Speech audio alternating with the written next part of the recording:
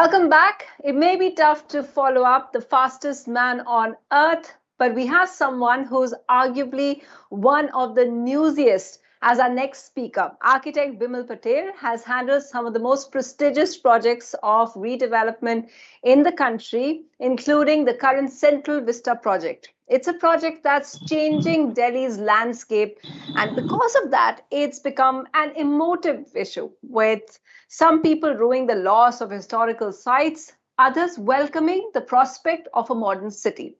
Before that project got over, Bimal Patel has also been roped in for the Sabarmati Ashram redevelopment in Gujarat, and that's also become a big headline. Why are these projects necessary, and is the criticism valid when we talk about these projects? To talk about it all, Bimal Patel is in conversation with HT's editor-in-chief, Sukumar Ranganathan. Sukumar, it's over to you. Thank you, Sunitra, and Bimal, pleasure to see you again. Thank you for doing this. I drive by Central Vista every morning, and so I'm going to start with the newsiest question for people in Delhi. Is the handover to PWD for Republic Day preparations, is it done? Is it going to be done shortly? Yes, of course. It's the Republic Day parade will take place there, and the handover is being done in bits and pieces, and it will be done. So that's not the big issue. Excellent. I want to start with a slightly macro question. How do you approach the redevelopment of something as historic as, in this case, of course, it's Central Vista, but you're also involved in the Sabarmati Ashram project, which again has created a fair bit of headlines. How do you approach philosophically at a macro level the redevelopment of a historically important location? Well, in one word, if you ask me, approach it respectfully. There's simply no question about it. It has to be a respectful approach. However, the factor that it's a historically important site and that it should be treated respectfully, I believe, should not paralyze us. We must do what is necessary to transform these places so that they function for us as well today. That said, the next issue is to start identifying the problems with the way they are functioning right now and find out how those problems can be solved. So if one takes a simple approach like that, I think one comes up with solutions that make sense today, but with a lot of respect for the history and the ethos of the place. So I believe that that's the right way to go about it. So let's drill down to the functionality and let's get down to the specifics. So if you look at the redevelopment of Parliament, the whole Central Vista project, which is the Parliament building, the Central Secretariat, which are all the government buildings, the public spaces, the residences for the Prime Minister and the Vice President, and of course the relocation of the National Museum, which is the entire Central Vista project. What were the functional challenges? Well, I think they're pretty straightforward. The people using Parliament have been requesting that the difficulties they face in using Parliament be addressed. They've been requesting that since a long period now. Formally, the first request, I believe, was in 2012. The place is stressed. It was never meant to be Parliament. It was meant to be a council house. Once we took it over, it was, in a hall that was meant to seat 150 people, we put in 543 people. That itself brings its own stress. All the modern infrastructure has damaged the building. The installation of modern infrastructure has damaged the building in many parts. So the Parliament, you have to ask parliamentarians and people who use the building, they will tell you that the building, all their problems need to be addressed. In this case, so those were the functional issues that needed to be addressed. If you look at, and I'm not going to run through the whole list, but if you look at the public space between Rashtrapati Bhavan and India Gate, which is the, Delhi's public space. It's the most important public space, and it's an icon for our country. That space has simple problems like it lacked toilets. I mean, you cannot have a 3-kilometer long garden and have one toilet at one end. So it lacked lighting, for example. So that made a lot of it inaccessible and unsafe. The water bodies that were beautiful, marvelous old water bodies, they were leaking and there was no water that could be held there. So I'm not going to run through a list. There's a whole laundry list of problems that all the different projects are solving. And they're doing it with two things absolutely squarely in mind. On one side, we want to respect the heritage of that place, the heritage buildings, and the basic structure of the space is being completely kept as it is. Second, we want to respect the fact that this is prime public space. So if anything, we want to increase public space and its usability. We don't want to diminish that. So that said, I think it answers what you were asking.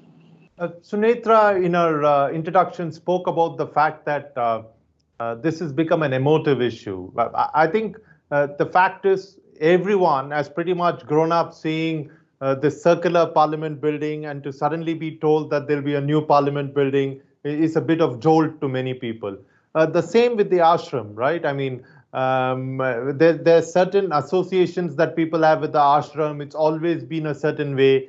And the first reaction that people have when they hear that it is going to be redeveloped or refurbished or improved in any way, is a complete lack of trust. So how do you solve this problem? I'm sure you've encountered this several times.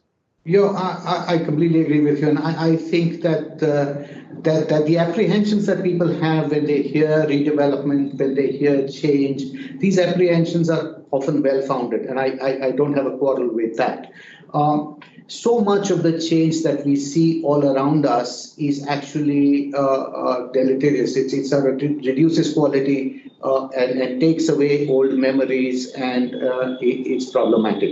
And so I understand where this is coming from. But I would say that one must also, besides being emotive, look at the facts and look at what is being proposed, without just disregarding the facts and giving way only to emotions. So that's the thing. And so once you take account of how things are being done, I've found, at least in my projects, whenever I've explained them to people, when I've taken people to see what we are doing or shown them presentations, I've found that most people say, well, it adds up. It's not such a big problem. And I think it's because the approach is one that is respectful of history and mindful of what is needed for the present. Let's drill down to some of the specific problems that people have raised with the Central Vista project. The museum. Everyone's spoken about the National Museum and the fact that it's being moved. What is your view on this? Well, I'm actually quite, yes, I can understand why people are worried about when they say, listen, when the National Museum is moved, will the artifacts be taken care of when they are moved properly? Will be done rightly? I can understand these apprehensions, and these are legitimate questions that need to be answered. But the move by itself, the fact that the bastions of government, that the buildings that Lutyens and Baker built for the Raj to signify the power of the Raj over the Indian population. If these buildings are becoming museums that you and I can walk in with our children and grandchildren and whatever, then I think this is an extremely fantastic move. It's about time that our republic abandoned those symbols of the Raj and turn them over to the people, and that's what's happening. I believe that that's often disregarded when people worry about how the move is going to happen and whether the artifacts will be carefully dealt with or not. Those are legitimate questions, but I think the move by itself is very, very progressive. It's a deepening of our spirit of our republic, I think symbolically at least, and it's a recasting of the iconography of that place without really changing anything. So I'm quite hopeful about that, and I believe it's a progressive and good move. One of the other criticisms, and I've got a list of issues that people have raised at various points in time, is the Jamun Trees, right? and the relocation of the trees, and the fact that some of the trees are being removed. So I've taken a lot of people to the site to show the sample that has been done there. And often they come and ask me, so which trees have been removed? And, I jokingly tell them that they were all removed and now they've been brought back. Because really, this is a bit of information that has no, at least not the kind of factual basis that is made out. You see, there are, in Lachin's time, there were 453 or 460 odd Jamun trees planted there. He intended this garden not to be a garden, but to be a processional route. And so he was not worried about providing shade. Over a period of time, we have added lots of new Jamun trees. And so presently there are approximately 1,200 Jamun trees on the two sides of Rajpath, out of which approximately 20 or 21 are being removed or transplanted, let us say, to build toilets. There was no better way of doing it, and this was very thoughtfully done. So 21 out of 1,200 thoughtfully transplanted, I think, is a reasonable sacrifice. So that's the fact of the matter, not what people often fear, which is that somehow we are going to get rid of all the 1,200 trees. This is not what's happening, or that we are going to replant them or something. So this is where we are. Is the project on track in terms of time? Yes, it is on track. It's on time. There are lots of challenges that we are facing. We'll continue to face as we go ahead. And hopefully, up to now, it's on track. Hopefully, there will be no other major challenges, and it will remain on track as we go ahead. Which means 75th year of independence, 2022, we will have a new parliament building. By the end of 2022, before the winter session, that's what is planned, yes. Let's move on to the more intangible association that people have with a lot of heritage buildings. And I want to speak about the Sabarmati Ashram. I mean, there is a certain, depending on how you would call it, I was going to use the word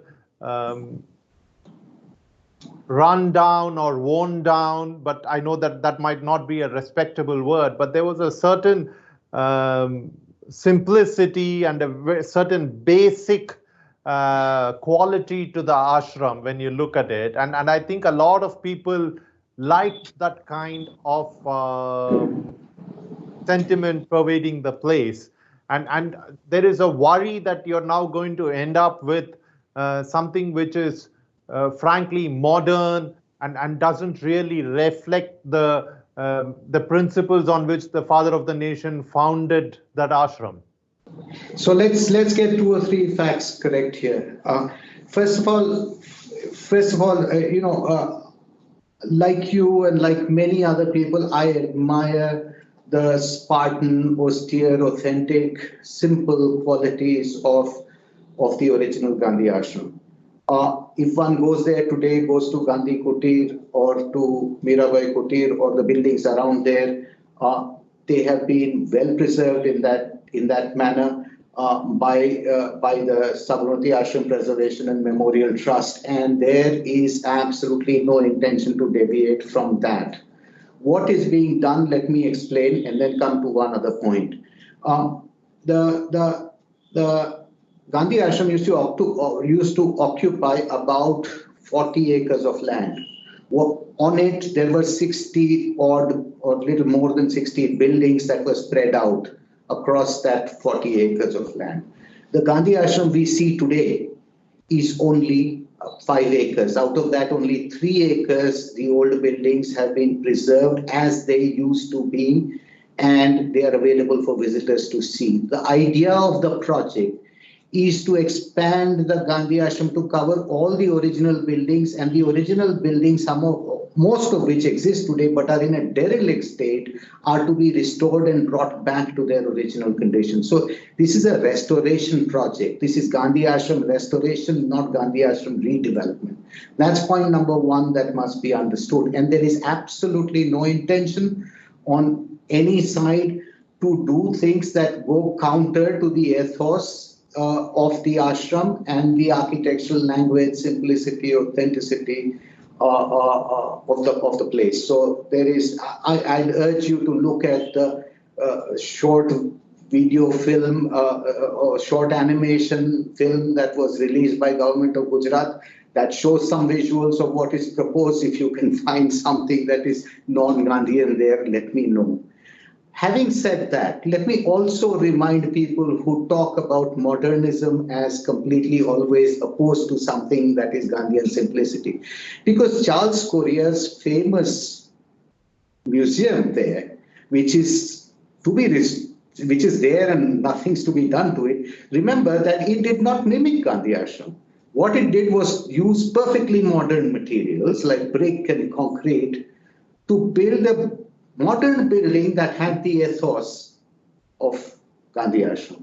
Now, this can be done. So my point is very simple. Let's not oppose modernism to simplicity, authenticity, and sort of austere character, architectural character. Modern can be all of that. I'm not saying we're going to do that. We're only going to restore the old buildings, and in that they have to be exactly like they used to be earlier. And the way that Gandhi Kutir is just now, what it was earlier. So I'd urge people to actually see the visuals. They have been put out by the government of Gujarat, and then make up their minds about whether this Gandhi Ashram project is a threat to Gandhiji's legacy, or something that is going to make it available for future generations.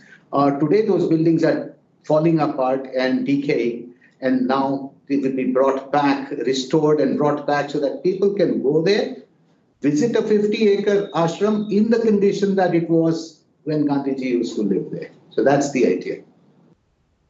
I hope that clarifies. When you look at many of the projects that you've been involved with, as well as projects that you're currently working on, in many ways these are new history, right? I mean, maybe you're creating buildings that need to stand the test of time.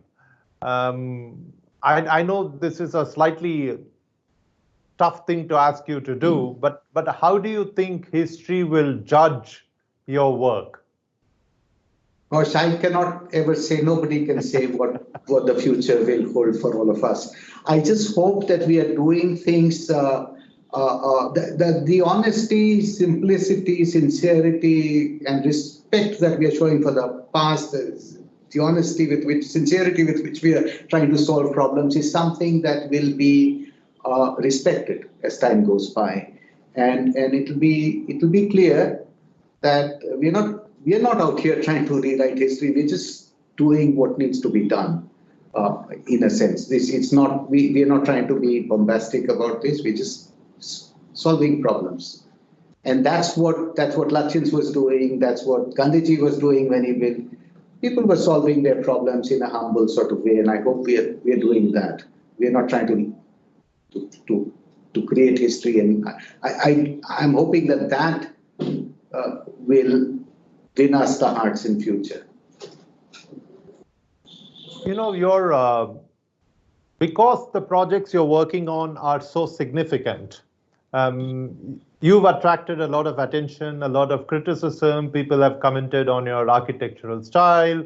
I think someone called it brutalist, and there have been various comparisons with architects through the ages.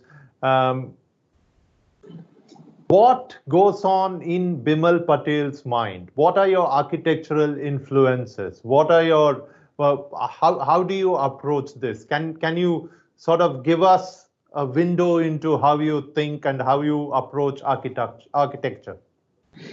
Let me put it this way. I view each problem afresh. I do not have a personal style that I go around stamping everywhere.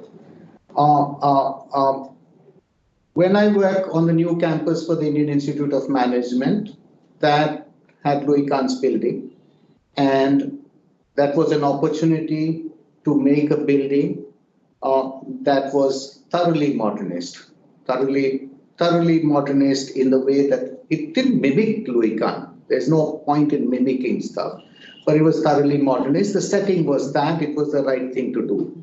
I'm doing some work in Kashi just now, and the temple, and if you look at the parisar around the temple, the sort of arcade around the temple that creates the sacred space within, I collaborated with a temple architect to make a perfectly traditional structure.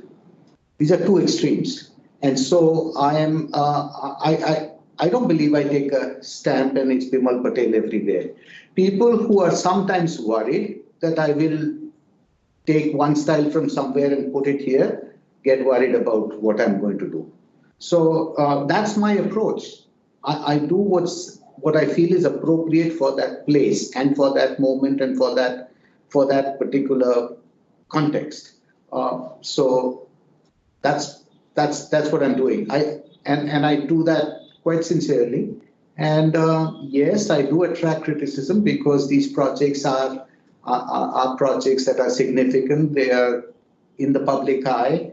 I have in the past attracted criticism. So I understand this, and I have learned how to deal with it also. How do you deal with it? You try not to let that affect you too much, and you focus on the problem that is to be done. You have to learn how to in a sense, not let that get to you, and be straightforward and honest and focus on the job that needs to be done. One develops an ability to do that. A lot of your projects are for the state. How easy is it to work with the government?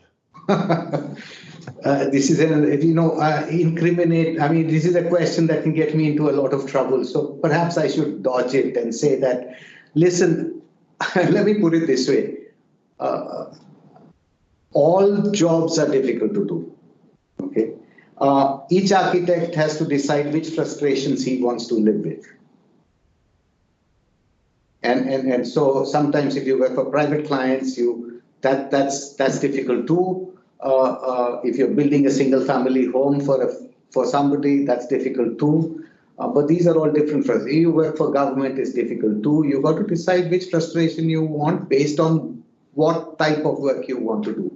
So I'm not going to answer that beyond that. If someone were to ask you to show them one or two or three pieces of your work that best symbolized your approach to architecture, what would you ask them to look at? Which works of yours do you think showcase your thinking the best? Well, as I said, don't look at it stylistically. It's not that I take a style and apply it everywhere. If you want, if I had to show something of small scale, I would show my own home, where I feel it's problem solving done. The language is modern. It's not a traditional vocabulary of architecture. If I had to show an institutional building, I'd probably take the new campus that we are doing. I mean, the addition to the new campus that we are doing for IIM right now. I'm quite proud of that, and that is pretty good. If you take a planning job, I would say the liberalization in urban planning that we achieved in the 2000 urban plan for Ahmedabad is sterling. If you say something that is a public space project, I think the riverfront in Ahmedabad is an important achievement for this. So there are various projects of different scales, and I'd show different things for different. All of them will show, I hope, a clear problem-solving approach without an ideological or a dogmatic commitment to one way of doing things. Many of your projects are they are reinterpretations, or you have the enviable task of building a new version of something that's been built by legendary architects like Louis Kahn in one case, or Lutyens in another case. How easy is it to do that? Do you go into any great detail on how they approach the problem, or do you just look at what the issue is and go out and do it? No, of course one looks at what they are. One approaches it respectfully, especially if you have a powerful context like the Central Vista, that you want to know all about what the architect was thinking at the time, how it has been done, what is its stylistic character, what's its architectural character. All of this one wants to look at. If it's IIM, I grew up in Ahmedabad, so I didn't have to, I didn't have to go afresh and think of what IIM's architecture was about. Gandhi Ashram, likewise. I mean, one has grown up with that. It's a part of our ethos here. I've been going to Gandhi Ashram since I was a kid. So fortunately, there too, there is something to hold on to. But yes, one has to study the context in which one is approaching the project, and that's how one gets to know what's right for the place. 2024, all the work on Central Vista will be done? No, by no means. By no means will all of it be done. It's a large project. A lot of it would have started, but not all of it would have been finished. That is for sure. Excellent. Thank you very much, Bimal. I think our viewers got some perspective of how you're approaching these projects.